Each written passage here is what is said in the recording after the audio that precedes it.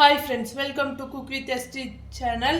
இன்னைக்கு நம்ம என்ன பார்க்க போறோம்னா கொத்தவரங்காய் பொரியல் எப்படி செய்யலாம்ங்கறது பார்க்கலாம். இன்னைக்கு நம்ம என்ன பார்க்க போறோம்னா கொத்தவரங்காய் பொரியல் எப்படி செய்யலாம்ங்கறது பார்க்கலாம். அதுக்கு நான் கொத்தவரங்காயை கட் பண்ணி சின்ன சின்னதா எடுத்துர்க்கேன். பெரிய வெங்காயம் 1, பச்சை மிளகாய் 3, கருவேப்பிலை கொஞ்சம், நிலக்கடலையை நான் பொடி பண்ணி வச்சிருக்கேன். இப்போ நான் வேக வச்சு எடுத்துக்க போகிறேன் கொத்தவரங்காயை. அதுக்காக நான் காய் கலவை தண்ணி வச்சுருக்கேன்.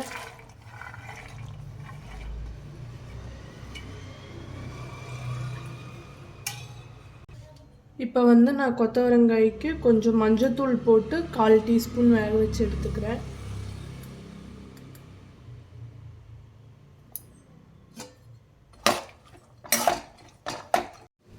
இப்போ பாருங்கள், நம்மளுக்கு தண்ணி கம்மியாயிடுச்சு ஊற்றுனதுலேருந்து.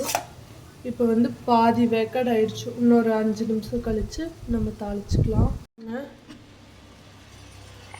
நம்மளுக்கு காய் நல்லா தண்ணி சுண்டி நல்லா வெந்து வந்துருச்சு. இப்போ இது நம்ம தாளிக்க போகிறோம்.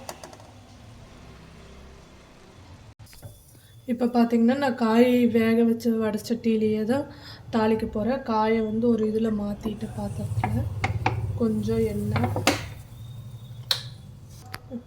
இப்போ அடுத்து கடுகு,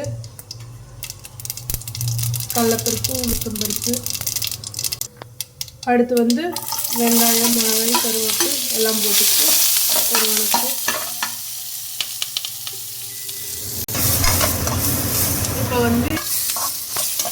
இப்போ நம்மளுக்கு வெங்காயம் கண்ணாடி பழத்துக்கு வந்தோடனே நம்ம வேக வச்ச காயை உள்ளே போட்டு பரப்பிக்கலாம்.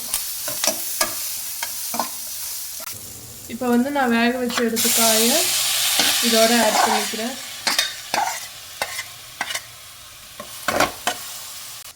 இப்போ நான் கொஞ்சம் சால்ட் உப்பு போட போகிறேன். அடுத்து மிளகாய்த்தூள் 1 டீஸ்பூன்.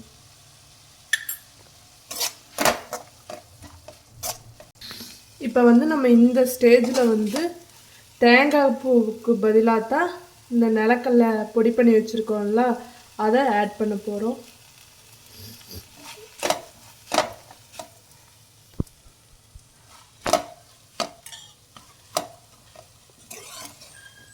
கொத்தவரங்காய் பிடிக்காதவங்க கூட இந்த நிலக்கடலையை பொடி பண்ணி தேங்காய் பூவுக்கு பதிலாக போட்டு கொடுத்தீங்கன்னு வைங்களேன், எல்லாருமே சாப்பிடுவாங்க.